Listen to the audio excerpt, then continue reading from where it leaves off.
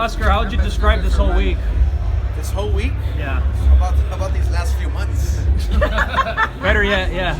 Well, go ahead. Oh, look, it's been. Let's just say it's gonna be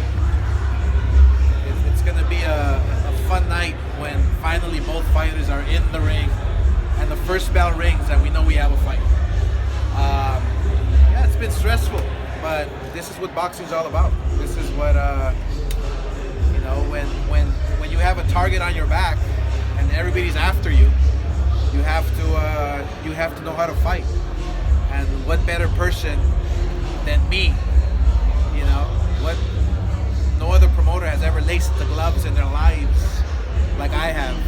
So it's been a fun ride, but I'm looking forward to what's to come. How much does this remind you of when you fought her?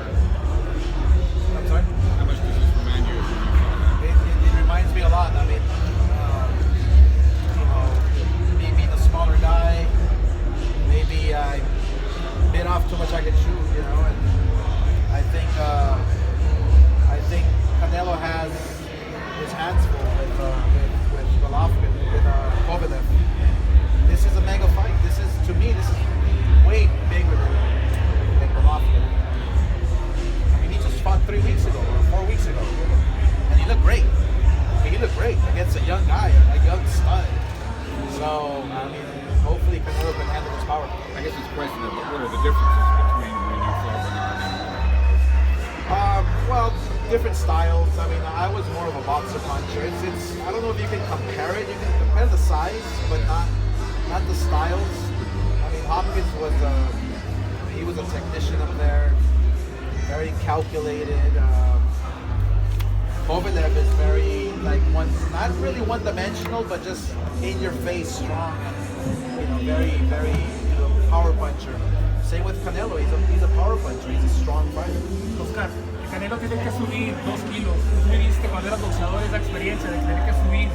Digas, Claro. ¿cómo ves esta situación para...? Sí, es quizás lo más difícil que va a suceder es el peso. El peso no se le va a hacer fácil al Canelo.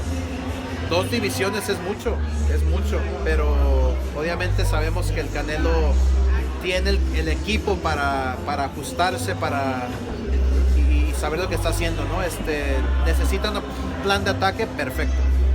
Oscar, Eric Gomez over the weekend said this was probably one of the most toughest negotiations you guys have had. Yeah. He used words like rats and vultures that were around. Yeah. How would you describe the last few months as far as how this fight came to happen? A lot of patience and a lot of I think I bit my tongue like 9 times, holding back, and there were many times where I was like, just forget it, this is ridiculous. I mean, this fight was gonna be non-existent a few days ago, but you have to have a lot of patience. And with that said, there was a lot of problems with not being able to make the fight on Mexican Independence Day, Canelo getting stripped of his title. Do you feel like that kind of affected your friendship and relationship with him too? No, it's look, a boxer and a promoter is like a marriage. You have your little scuffles here and there, your little scraps. He wins, I win, or she wins, I win, whatever. And at the end of the day, you love each other. That's it. So are you guys sleeping in the same bed again? How would you describe the relationship from, let's say, 3 weeks ago then? I mean, that's what boxing is. I mean, it's boxing is a sport that, look, you have your ups and downs. You have to bite your tongue, and you have to have a lot of patience. That's about it, because, like I said, we have a huge target on our back. Everybody wants a piece of us. We just have to be careful and strategize and be smarter than them. Look, Bob Arum, he was like fantasizing about Canelo. He was like salivating over him, right? and then he has Crawford. What is he doing for him? He's not doing anything for him. I actually feel kind of bad that Crawford might not even get to the Hall of Fame one day because Bob can't get him a fight. So look, Canelo's with us. He's with Team Golden Boy for many more years. Ryan Garcia is with Team Golden Boy for many more years. Bob Arum or whoever's out there, just stop salivating. Leave our fighters alone and let us do our So, job. Oscar, How'd you speaking of make Bob, peace with Ryan? sorry, go ahead. How'd you make peace with Ryan at that meeting? We just talked it over. That's it. What did you do? He wants to. What did I do? We re-signed him. We re-signed him to a very lucrative contract, and we're extremely happy. And he's gonna fight November 2nd on the undercard against Duno. Speaking of Bob, you know, you were a fighter, of course, a great fighter.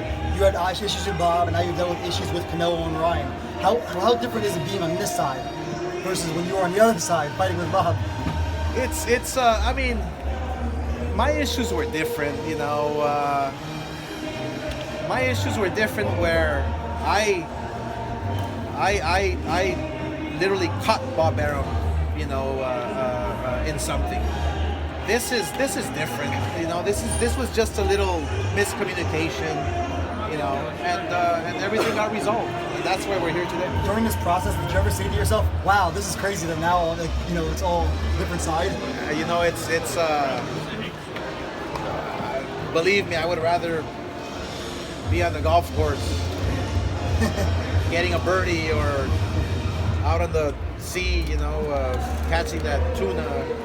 But I love boxing so much that, you know, it's my passion, and so this is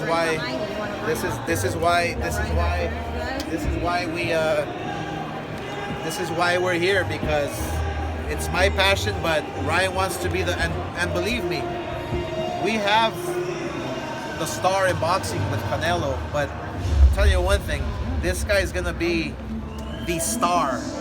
I mean, I can't wait till when this guy's on Jimmy Fallon, when he's on, you know, all those night talk shows and really blowing up boxing, and you know, it's gonna be a fun ride. Oscar.